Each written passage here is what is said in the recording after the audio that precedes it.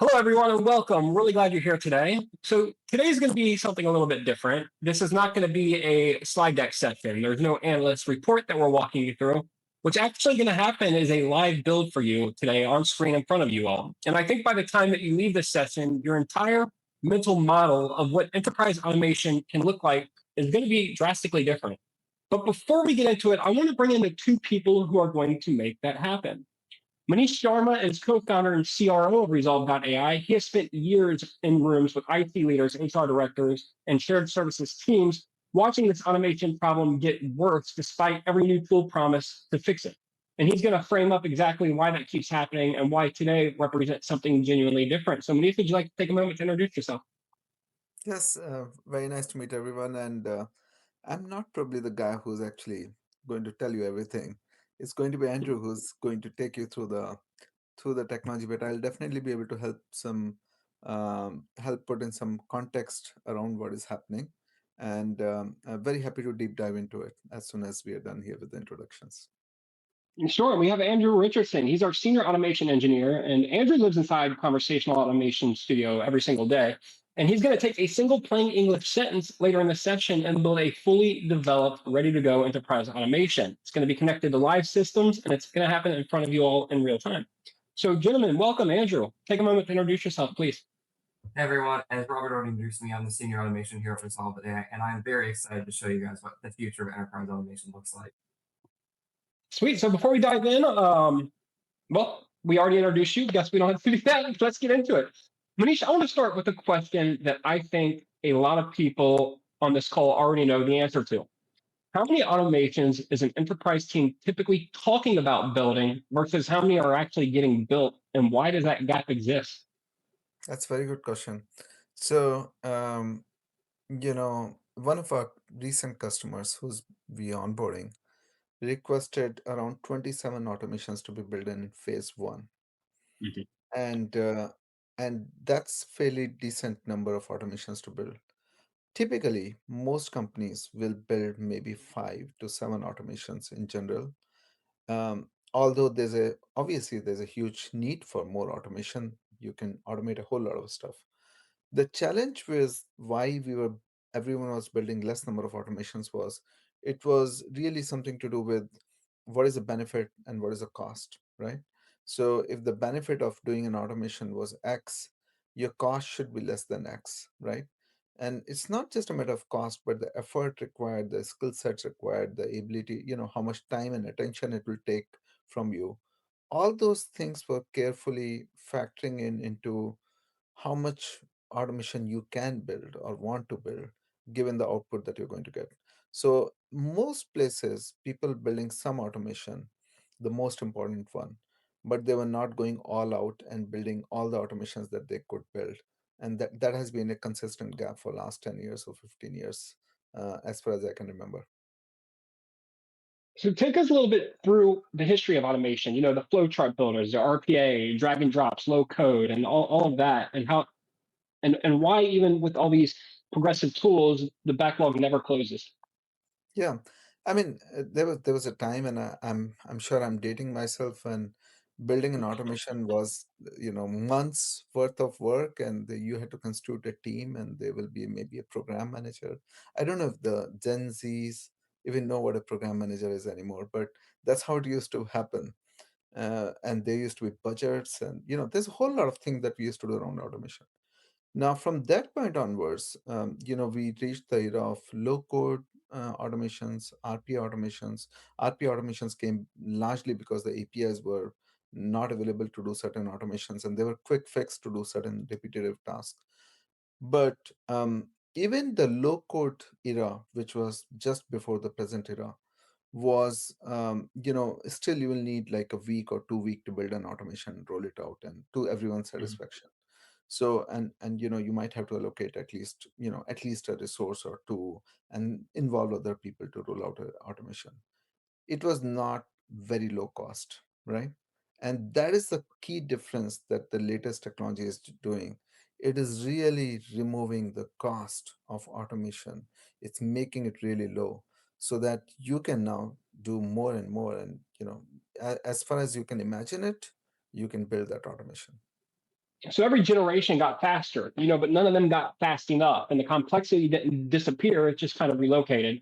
So Manish, this is where Conversational Automation Studio enters the picture, and I want to be precise about something before Andrew starts building, because this is not a better interface on the top of the same problem. Tell everyone what actually changed at the architectural level. What is Conversational Automation Studio doing that nothing before it could do? And I mean, Andrew will talk about it, but at a high level, right? Essentially, what you're doing is you do not need any skills. High level, I'm not going to select you to build my automation because a certain way to build APIs, or you have certain skill sets on ServiceNow or what have you, which generally is the case. I was talking to someone who uses some other ITSM, not ours, and they really have to consider carefully what kind of a skill set of peoples you need to bring in to actually build the automation. What we are in general as our philosophy as a product and a platform is, we want to give more and more power to the people who are dealing with a specific problem to solve the problem. We do not believe you need to bring a third party set of experts and special skill sets and what have you to solve a problem. If you, as a service desk supervisor or a manager, have a problem, we want to give you the skill sets, the tools to solve that problem on your own. Someone used a word, to describe this, called citizen developers. In one of the client meetings that I was in, they described it as citizen developers. That means let the business people and the business owners and P&L owners and people who actually run that particular operation be responsible for creating something without having the skill set, not having whole lot of engineering skill set, or oh, I need to know AI and this and that. You don't need to know much. You just need to know the problem that you're trying to solve, and as long as you know that, you can solve it. That's the approach that we have taken, not only in the conversational automation studio, but a lot of innovations that we have brought across the board follow the same vision, the same philosophy. And that is a frame in which I think you should look at the product that Andrew is going to show you today. And so, Andrew, I want to bring you in here now before we get into the build, because you are someone who is inside the space every single day, and you're kind of watching it evolve in real time. So, from your seat as an engineer, how is enterprise automation actually changing right now? Not the marketing version, but what are you genuinely seeing happen in the industry? But right now, we're seeing in the industry is that AI is automating a lot of things, and with our AI Creator Studio, we're going to show you that. I mean, to go to Manish's point right here, right? This is the citizen's way to develop automations for enterprise. Right now, what you can do is you don't have to know about how to interact with BambooHR. You don't need to know about how to interact with Microsoft Entra. All you have to do is just prompt AI. It does the research for you. It gives you insights on what you should probably do, and it lets you know how to do it and why to do it right. Sure, and that's a perspective you don't really hear enough. Someone who's actually building inside these systems, watching the industry move in real time. And so, listen, I'm gonna say prove it, like straight up, Andrew, prove it. So before you touch anything, set this up for everybody. Tell us what you're gonna build today, why you picked this particular use case, and what the same request would have looked like before Conversational Automation Studio existed. So a lot of enterprises struggle with the complication that their onboarding and offboarding process is. So right now, what I can imagine myself as is a service desk manager, and my HR person has come to me and said, I'm having a real struggle submitting a whole bunch of tickets to onboard and offboard my employees. I need you to build an automation in our automation studio that will show me, I can build that I can create all my users just within a few clicks. I don't have to do submit tickets. I don't have to, IT doesn't have to go to a user interface and create the users. There doesn't have to be back and forth between people. It can all be done just through a whole bunch of simple APIs. And even with our product, just a conversation. Sweet. Well, let's show them. Perfect. All right.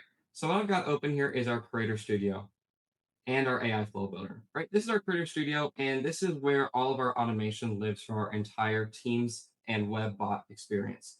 Right here, what I built is an example flow to show what this would have looked like if you were if you're used to be 2 years ago building automations. Right here, you'd have, let's click on this API. this API gets all the different lists of users from BambooHR. You'd have to research this endpoint. Then you'd have to write a script to process the endpoint. Like, okay, what data did it return? Let me process this. Then I need to show this in a user interface card. Now, all this code would have had to be manually written out. But with our AI flow builder, this does not have to be done anymore. Nice. So I'm going to open up AI flow builder here, and I'm going to create a name for my flow. I'm going to say it's going to be easy on onboarding flow. And then I'm going to tell the AI, I want to build a flow so that I can onboard users in Microsoft Entra and BambooHR. So it's as simple as that. I don't even have to know, what the APIs are. I don't have to know really the backend. I only know about these two systems and that we use them. AI is going to do the heavy lifting here. Nice. So Manish, when enterprise leaders are seeing this reading happening in real time, what's the reaction that they usually have the first time they watch this when you're showing people? I mean, this is unbelievable to many people, right? I have people ask me, "Are you sure this is real?" we are going to, we, they were really surprised and amazed at what they were seeing. So yeah, this is this is such a big upgrade in the life of everyone that people really wanted to know if this real or not. So yeah, Sure, Andrew, oh, sorry. no, please, I was going to ask you what we're saying. So right now, what the AI is doing is it is actually going through all of the BambooHR and Entra documentation that's publicly available online and looking at all the input and output schemas so you don't have to do that work yourself. You can see that it is running through our MCP server here to do all that research itself, and it is looking at all the different endpoints to do so. So nobody handed it this documentation. It's actually doing this research completely on its own. Yep. So if the documentation were to change, if an API endpoint were to change, it's able to completely figure that out end to end. So it's working on live data, not just pre-programmed data. Hey guys, so while he's going through this, if a specific workflow just came to mind for your environment, something that your team's been talking about automating, drop that into the chat right now. We want to see what you guys are thinking about. Okay. So right now what it has done is it's completely researched all of the Entra documentation. It's looked at the BambooHR documentation. Now it wants to test the APIs. So all I'm going to do is put in the API credentials here so that I can authenticate with Microsoft Entra and BambooHR. This will test this end to end to make sure your flow works 100% of the time.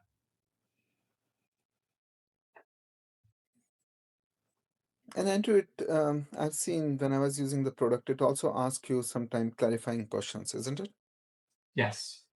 If the request is unclear, it'll ask you clarifying questions.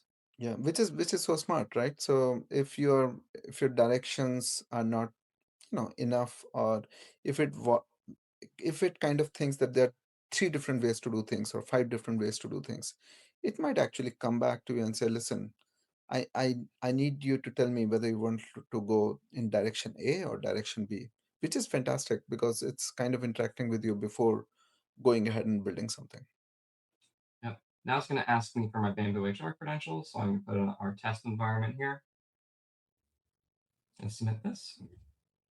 And now the AI is going to test end to end.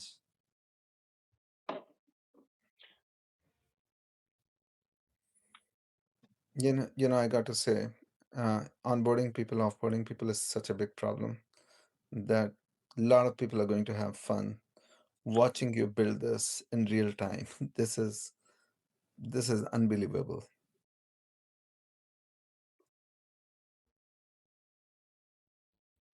So Manish, how long would it have taken, like for a list of these configurations, how long would that have taken a developer to produce manually? Even with the low code studio that we had, and which is equivalent of the low code studio that most of the people have, right? It would take, for employee onboarding, it will take a week, 2 weeks, maybe 3 weeks, depending on how complex the employee onboarding is. And the beauty of this thing is you can build this flow with the customer real time, right? So you can have customer on the call and you can build the flow real time with them. So you're avoiding a lot of back and forth in terms of, I'm talking about when we build the flow for the customers. Now, if the customers themselves are building the flow, they know their use cases, they can build it in 5 minutes. So it's really, really huge upgrade over where the things were in the industry. This is the new way of doing enterprise automation, really. Yeah, that's wild that you can do this in as little as a half an hour on a call with one of your clients. That's pretty impressive right there.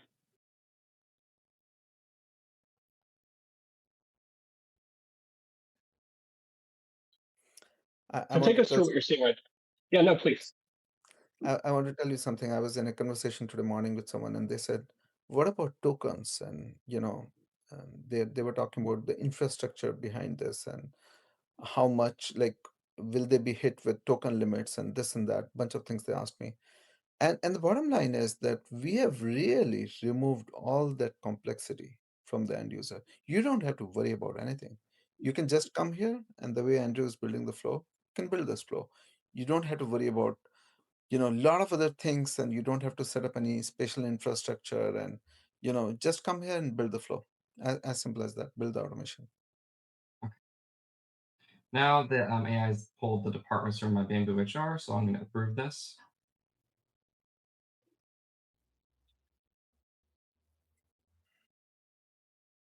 This is crazy that all this is just happening in a conversation right here. I'm going to pull our locations that we have set up in BambooHR. Approve that. So it's pulling all of this straight from BambooHR. That's correct. We have a MCP hub, MCP/API hub. So this can also go against that if you so tell the software that, hey, listen, all the APIs that you're going to use is from a MCP API hub. But in this particular case, it's going and it's depending on how Andrew wants to use it or how the end user wants to use it. That's cool. So now, right now, what the AI is doing is now that it's gathered all the information from BambooHR, it's going to show me what the flow is going to look like from a systematic view. Then I'm going to approve that and then move on to the next step. Okay, there we go. So right here, to load the BambooHR reference data, it's going to prepare the drop-down list. It's going to show an error if there is an error from the API. Then it's going to show the employee information card for me to select all these fields and input it. Then it's going to give me a confirmation card which I can click confirm.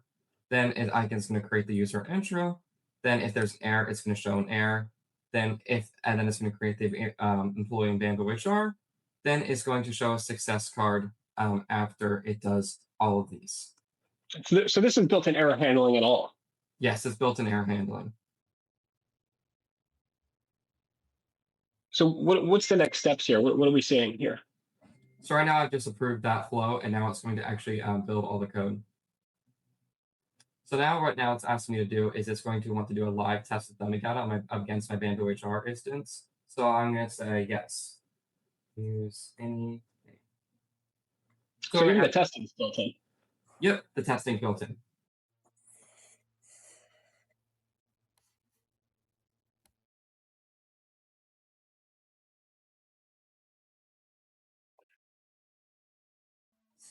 All right, now I've got a BambooHR employee creation complete, so I return to 201 status.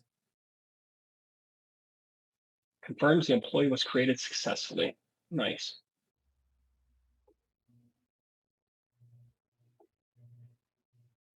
Okay, I'm going to say proceed.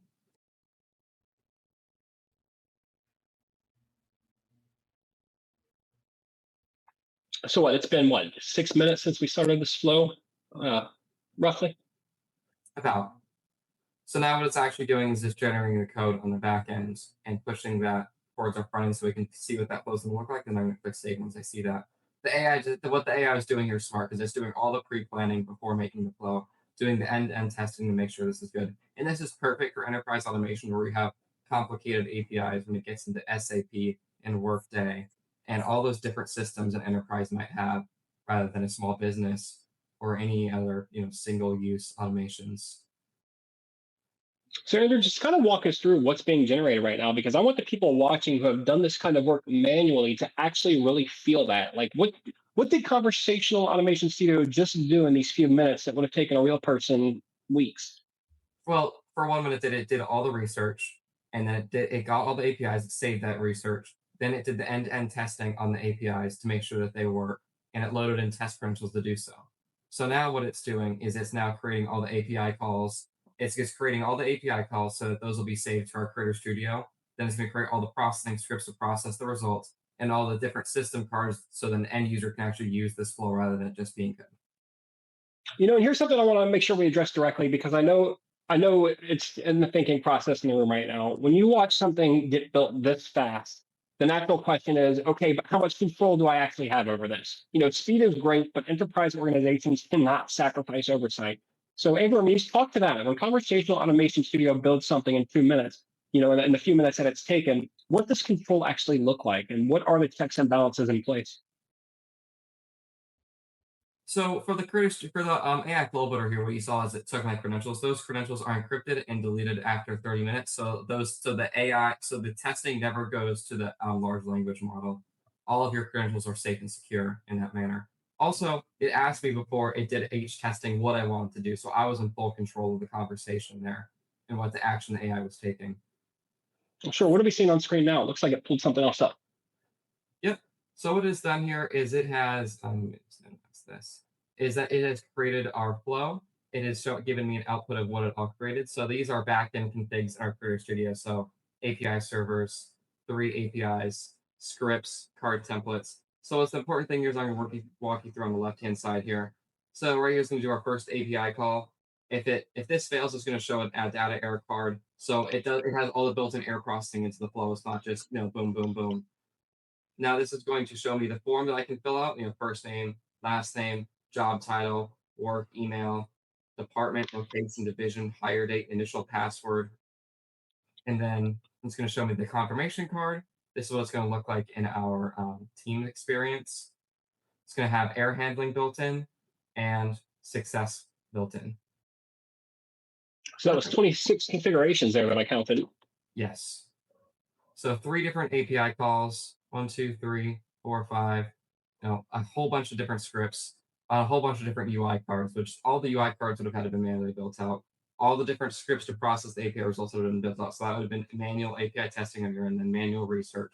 And it did all of that in the span of 10 minutes when that would probably have typically taken it 2 weeks of building out the cards, making sure that conforms to our UI design, making sure that the APIs work, making sure that we had the security review done and whatnot. Yeah. Andrew, do you want to click on the view code button just to show the audience how much code the AI has written in the short amount of time that we're talking? So right here on our left side, as we can see all the different types of configurations on our backends, and this is all the code for them. So this is the card code right here. You can see that there's a lot of different JSON schemas for these cards. Then all the different API calls over here. And if I were to scroll down all the way, you can see that this is probably over 1,000 lines of code. Yeah. And guys, we're That's here crazy. live in the chat as well. Make sure you're dropping your questions in the chat so that we can get these answered for you. Manish, you were saying? So I'm saying, like, just imagine 1,000 line of code, and it conforms to our security standards, our safety standards, our guardrails. This make sure that the product that you're getting, the automation output that you're getting, will live up to the standards that we have set for how we do automation in I enterprise want you to world. take that even. I do. I want you to take that further because IT and shared services leaders watching today are responsible for what runs inside their environments. Use cases in production, governance at scale, access controls. So please give them a full picture on that. Yeah, I mean, the big picture is this. There's a lot of technology which has started to become available, but one persistent questions for enterprises is how do we consume this technology, and is it going to be at the level and with the safety standard that I need as an organization? Will it adhere to the kind of safety levels that I want? Safety and security is paramount in an enterprise world. Data security is paramount. Info security is paramount. So our Rezolve.ai, we balance two things, right? We balance innovation with security, right? So there's a lot of innovation that we bring, conversational automation studio that you saw today is part of a picture of a bigger set of innovations that we're bringing to the table.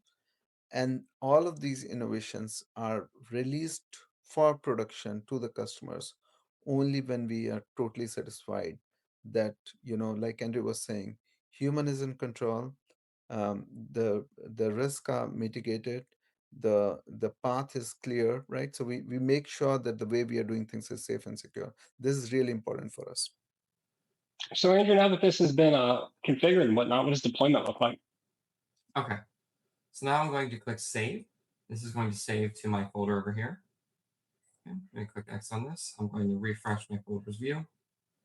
And I'm going to look at the flow. Let me just refresh here.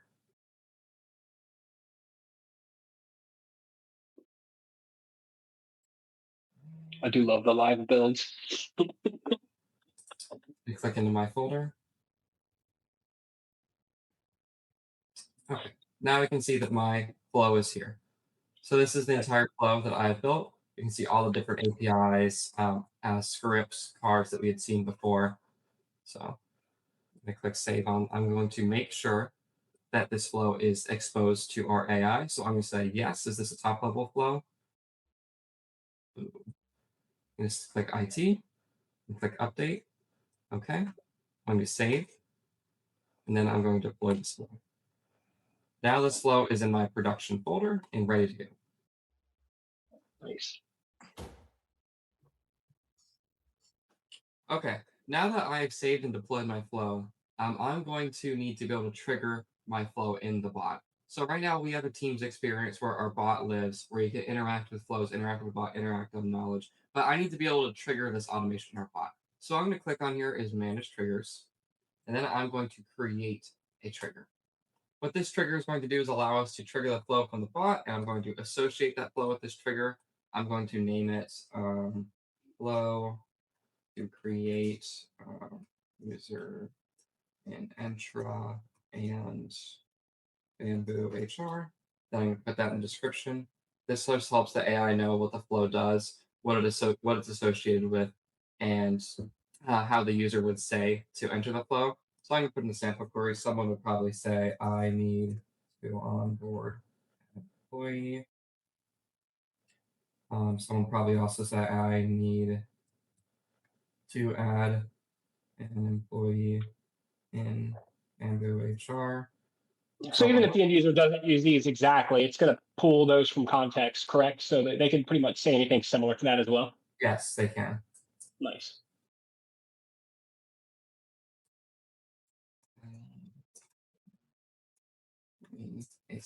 Okay, these are my sample queries. So now the bot is going to look at the sample queries, what the description is, what the trigger name is, so that it's all loaded into context. So when I type to the bot, it knows how to trigger the flow. So I'm going to click publish trigger here. This is going to go into draft status. And then in just 5 seconds, that's going to change to published. Then I'm going to be able to use the bot. Cool. Just give this a refresh here. Okay, and then we can see that it's gone to published status. Okay, now that we have published our trigger, now I'm going to try and trigger this in the bot and be able to onboard an employee in Teams. I'm going to drag down my Teams window here, and now I'm going to tell it I need to onboard an employee. That's going to analyze my question. Take a look at is it a flow, is it a service catalog entry, is that a knowledge question? Perfect. Now I can see here it's pulled up my new employee onboarding flow. So I'm going to say my first name is webinar demo. My title is software engineer. My email is going to be webinar demo at Rezolve. .dev. My department is in IT. I'm going to set my location as London.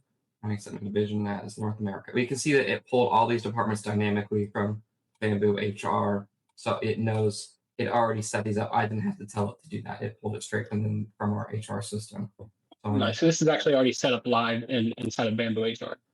Yep. I'm going to put my hire date as 4/10. And then I'm going to create a new password for myself. and submit. Now I'm going to confirm these details. Yeah, webinar demo looks good. This email looks good. The title looks good. Department looks good. Division, location, hire date looks good. I'm going to put confirm and create. Perfect. Now this was created successfully. Now let me go into Entra and see if I can see this user. So I can pull over my Entra window here. I want to refresh this. And you're going to search for webinar demo. And I can see that my webinar demo user is completely set up here and ready to go. Now, let me look in my BambooHR, see if this user is here as well. Perfect. Now, the employee has been successfully created in BambooHR and Entra. I didn't have to do any API research. I didn't have to manually create the flow. All I had to do was tell the bot what I wanted to do, create a trigger to trigger the flow, and that was it. As simple as that. Enterprise automation done. Yeah, that's pretty wild. I can see now how Manish spoke earlier about being able to do this on a call with one of the clients. That's really actually pretty cool. Manish, do you have any thoughts on what we just saw? I'm always in awe. I have seen it so many times. And even a non-technical person like me has built some automation flows. And every time I do it, I'm in awe of it. There's no other word to describe it. It really is a huge uplift for enterprises on how they'll be doing automation and how automation will become a non-issue for them. If they want it, they can build as much automation as they want. So Manish, last question, and I feel like this one's kind of important because I think what people sometimes miss when they see the Rezolve's conversational automation studio is that as impressive as this is only one piece of something much larger. So talk about where this fits inside the broader Rezolve.ai platform. And do me a favor, paint a picture of what operations actually look like for an ITHR FinOps shared services team 12 months from now when they're actually running it all. Yeah, I mean, this kind of picture describes it really well. We look at the world as system of records, which is your ITSM or ESM product. Then on sitting on top of is the system of intelligence, which is where a lot of your agentic AI is sitting, and smartness of your product and intelligence of your product is sitting here, which includes 7 foundational agents and a bunch of other agents that we have. And these guys are talking to the conversational automation studio on the top that you're seeing, using which Andrew and team are building a whole lot of automation. So conversational automation studio.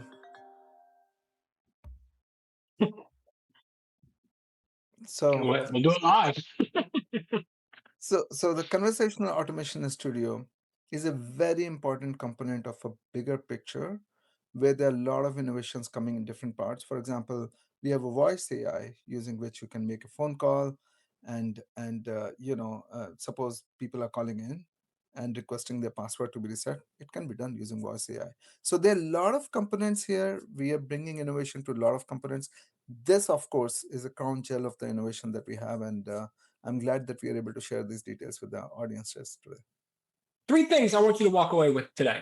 Automations can be built fast. What you just watched happen in minutes, it used to take weeks. And that compression is real, and it's happening in production environments right now. And while they're built fast, you are always in control. Access, deployment, oversight. These checks and balances are built in. Speed does not mean recklessness. And the third thing, what you saw today is one piece of a much larger platform built specifically for IT, HR, FinOps, and shared services teams. Rezolve.ai is not standing still. This is where the innovation is going, and you are seeing it early. So the link to book a personalized demo session will be sent to you post this webinar. Again, if you guys have any more questions, this is your last chance to be able to drop them into the chat. If not, reply to one of those emails, and we'll make sure we get these answers to you. Thanks to Manish and Andrew for being here today, and thank you for everyone who joined us. I really appreciated having you all here today. Thank you, guys. Thank you. Thank you, everyone.